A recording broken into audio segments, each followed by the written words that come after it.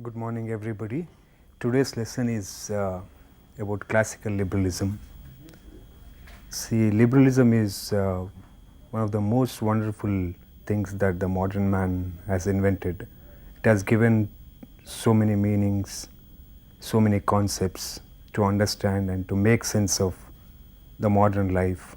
Modern life in all respects, that's in social, in terms of social, economic, and political. The whole institutions of different systems, political, social, economic systems, could be made sense of through this liberalism. Let us first understand how this has begun. Now we will discuss this liberalism in terms of basically three ways. In the first phase, now we will try to understand its origins, meaning, and the implications for our modern life. In the second phase, we will try to explicate the political implications or political dimension of classical liberalism. And at the end, we will try to see the implications of this, and more particularly the kind of dilemmas that the liberalism holds in the present day. So, coming to the first phase of liberalism, or first way of explaining liberalism, could be seen in terms of its origins. Liberalism is basically, and in various quarters, is basically understood as a reaction to the medieval religious obscurantism, religious belief system. Liberalism, in one word, could be seen as a process which liberated the man from the medieval age, medieval belief system. Man was, as we all know, was chained by the medieval belief system, religious belief system. Various obscurantist notions curbed and curtailed the progress of human being in the medieval age. I mean, this is how the general understanding of the medieval system goes. Liberalism came up as a reaction to this belief system, is to a large extent true, but liberalism is not just about that. In its origins, liberalism came up as a reaction to that. It tried to expose the myths, the mysteries, the mysticness of this belief system. We all know that in the beginnings of modern age, it was Renaissance, Reformation. One can say these two as harbingers of liberalism. Liberated man in social, cultural, political, economic terms. On the other hand, Reformation is liberated man from one's religious beliefs. In a nutshell, let us first understand what aspect of liberalism liberated the man from this medieval belief system. We all know that medieval religious belief system has captured and imprisoned man in various ways. To speak of political expression of this imprisonment of medieval age makes it clear that the church held the total authority, command over the life of man. Then this new thinking, beginning with the modern age, among the men started thinking that the man is the center of everything, which was totally contrary to what was existing in the medieval period. Man started asserting. The liberalism came up as a spirit behind the man's movement in the modern age. He started looking at himself as the center. He started looking at himself as the creator of the institutions. No more he left his life to the otherworldly, extraneous conditions. He grew up in confidence, thinking that it's me who create the world. It is me who create the society. It is me who create the politics. It is me who create and condition my own life.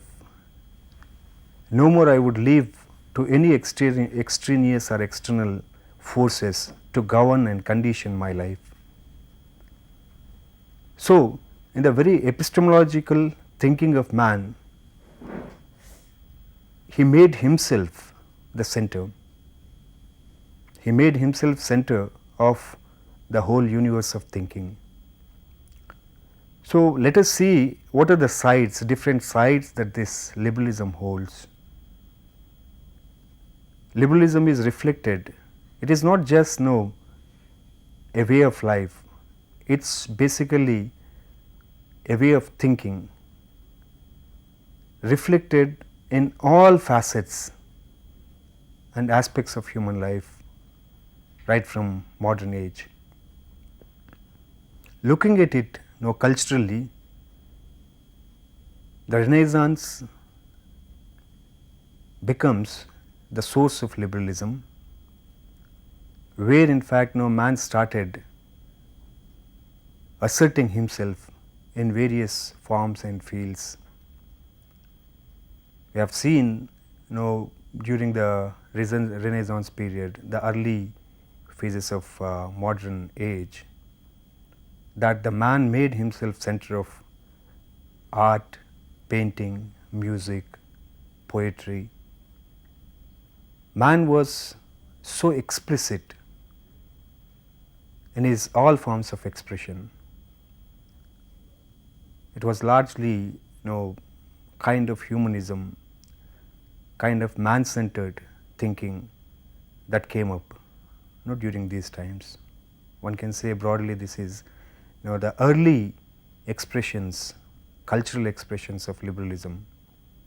On the other hand, Reformation was also a source of liberalism or liberal thinking, which in fact freed man from the religious clutches, freed from, to be specific, freed from the church clutches,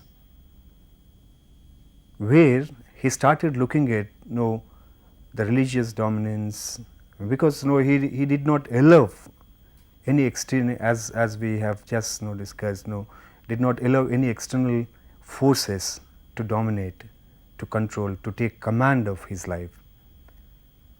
So, there in fact he started looking at the whole life of human beings in terms of two spheres, public and private.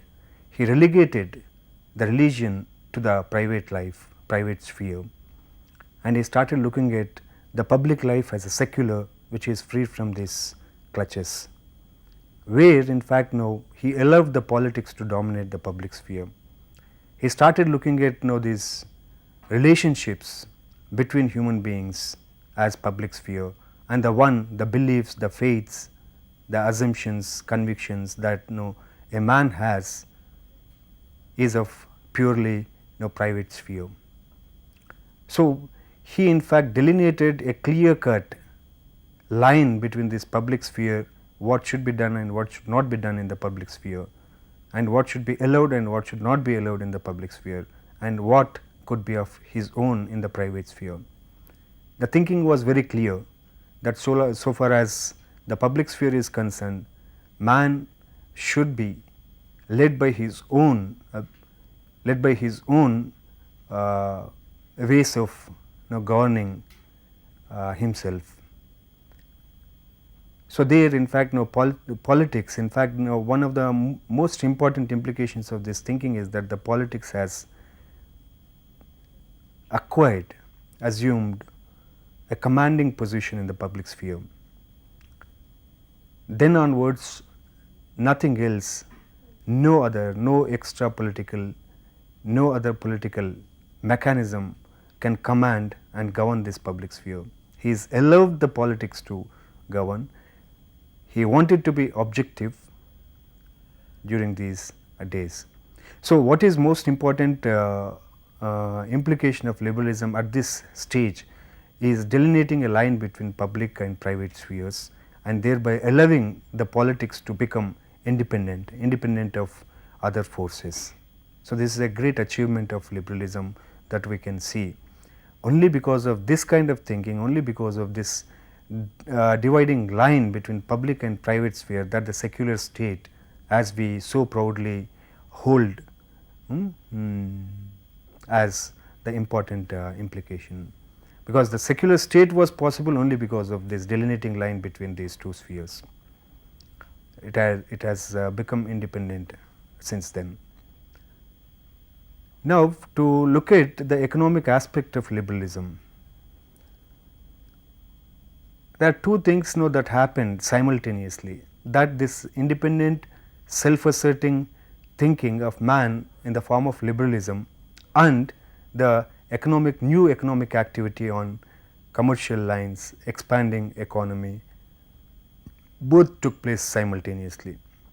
Very often scholars tend to look at these two as liberalism as the product of capitalism, or sometimes capitalism is seen, this new capitalism means this new economic activity is seen as product of liberalism. But somehow some of the scholars try to see an intricate relationship between these two.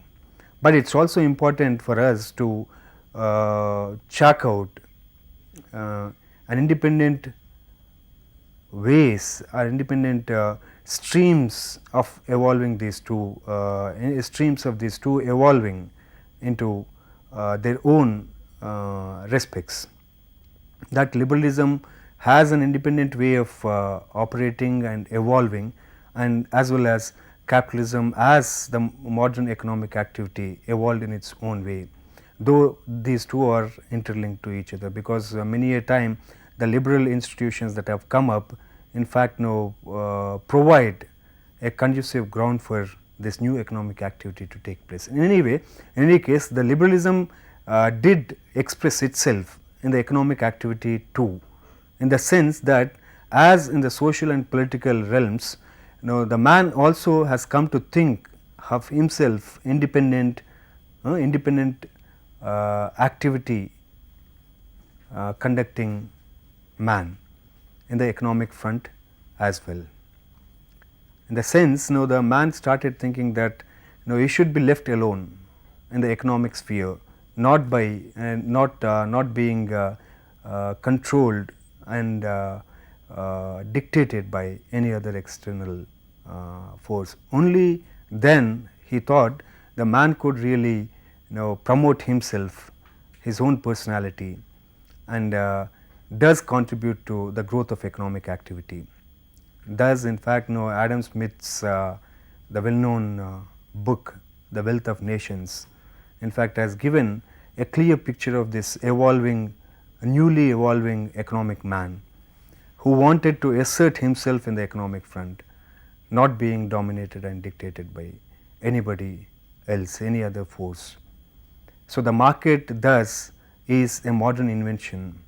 So, though the evolution of market has its own independent way, as I was saying, the liberalism did express in terms of man's economic activity, precisely looking at himself, orienting himself as the center of this economic activity. In any case, if you look at the political dimension of this liberalism, there is a tremendous progress, there is a tremendous metamorphosis rather in transformation of the political institutions. In fact, the spirit of liberalism turned the very understanding of the state, the framework of politics upside down. Upside down in the sense, the liberalism has invoked new foundation of reason, rationality as the basis for the state, in place of those earlier ethical or moral foundations of state in the case of ancient times, or divine foundations or otherworldly foundations of state in the medieval times. it totally replaced the earlier foundations and made the state the most objective creation of the man. In the sense, man, the political expression, if we look at the political expression of liberalism, that the man has come to think that these institutions are created by himself for his own interest. So, in the same way, the state is also thought to be the creation of man's reason, because liberalism is one thing which holds reason and rationality very near and dear to it. In a way, the man has become supremely confident because of his reason, and this is the most important element in liberalism. So, he thinks that with this spirit of liberalism, he thinks that with all his reason and capacity, that he can create the institutions which are conducive and suitable to their interests, to his interest. So, thus begun the idea of state as a machine which is created for himself. So, we clearly see the transformation of state, particularly from the organic notion of earlier times to mechanistic notion, where in the modern age the state is come to be seen as an instrument which is created by man for his own interests. And we can clearly see two particular philosophers espousing in the early modern age the same spirit, the same notion, that is one Hobbes, Thomas Hobbes and John Locke. If you look at to understand this liberalism, the political aspects of liberalism through Thomas Hobbes and as well as John Locke, both apparently at one level seem to be taking different positions. At the fundamental level, they accept one single most thing, which is the crucial element in liberalism, that is, the man is the creator of these institutions, where actually they try to deal with the power, the conception of power in terms of man holding the center. In the sense, the power flows from man's interest. If we take the position of Hobbes, the man who suffered in the state of nature, the so called state of nature, the condition which is supposed to have prevailed before the state in society, thinks that man created, man who has suffered the anarchy in the state of nature because of his supreme desire for power and glory, entered into a kind of killing each other, a condition of killing each other, what he calls as war of all against all.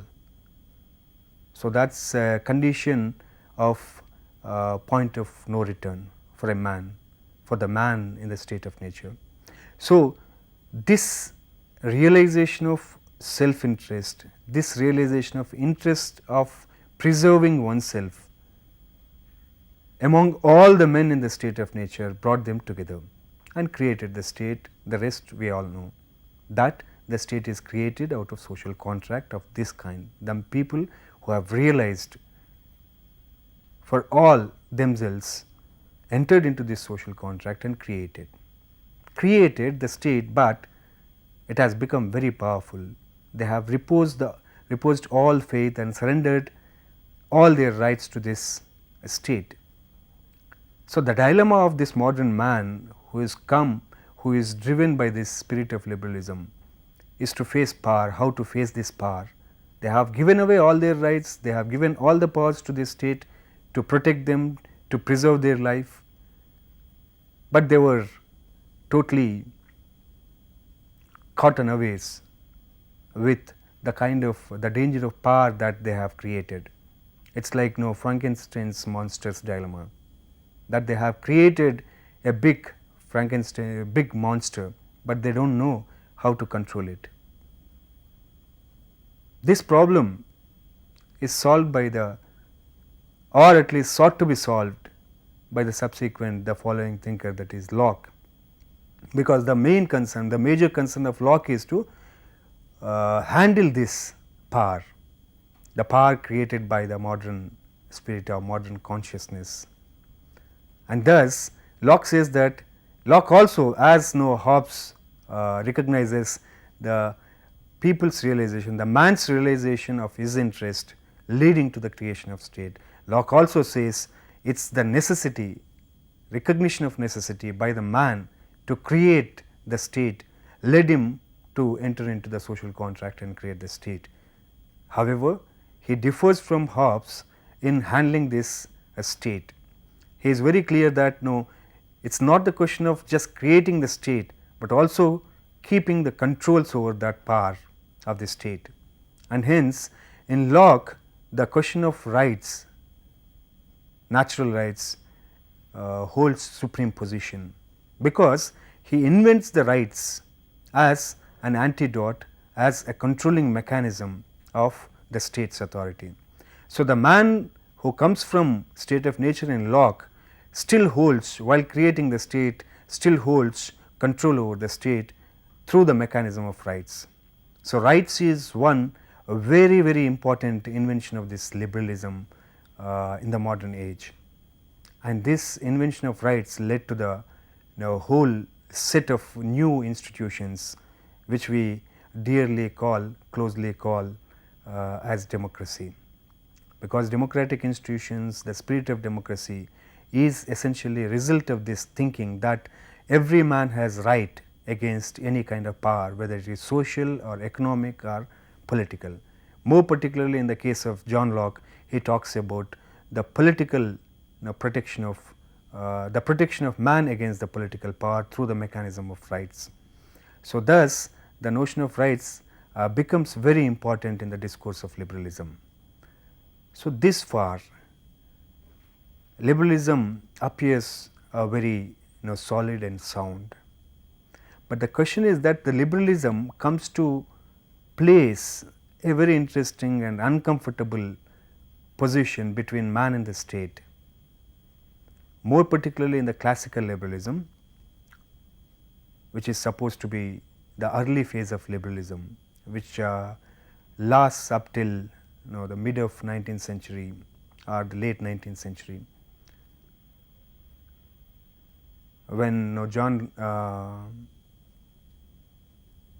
James Stuart Mill tries to transform the meaning of classical liberalism into positive liberalism, because he gives a solid shift to the liberalism.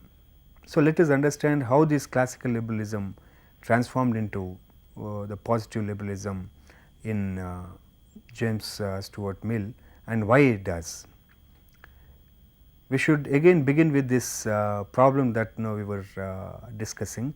The problem in the classical liberalism flows from the piquant situation between the man and the state. As I was saying, though during the classical liberalism days, the state was created by the man out of the necessity, recognition of the necessity, the state was basically seen a mere mechanism to establish order, nothing more than that, because this classical liberalism holds the position that the man who is supremely commanding and supremely confident of his own interests, and the man who is the best judge of his interests does not want to allow any other external mechanism to judge and guide and tell what is good and what is bad for him, because he knows himself better than any other external force. So, he was not prepared to accept the state to guide him, he was not prepared to accept any other force to guide him. So, he has created the state merely to establish, maintain the peace, order, for pursuing his own interests and projects. So, state was no more than a mechanism which maintains this peace. Now, there is a problem in this, that the state was though reduced to mere mechanism, it also has a large powers in the subsequent times. Classical liberalism entered into a problem when the inequalities in the social and economic front started raising, along with the growth of capitalism, along with the unregulated market, because he stressed and emphasized categorically that the activity in the economic front should not be interfered with by the state. State should be merely a police institution. So, we have clearly seen through the historical processes this unregulated market now resulted in enormous inequalities in terms of pathetic conditions of workers, because the state was any other force was not to interfere with the dominant forces amassed more and more powers. The dominant classes exploited the poorer sections, the workers. It clearly created a havoc in the European continent during this particular stage.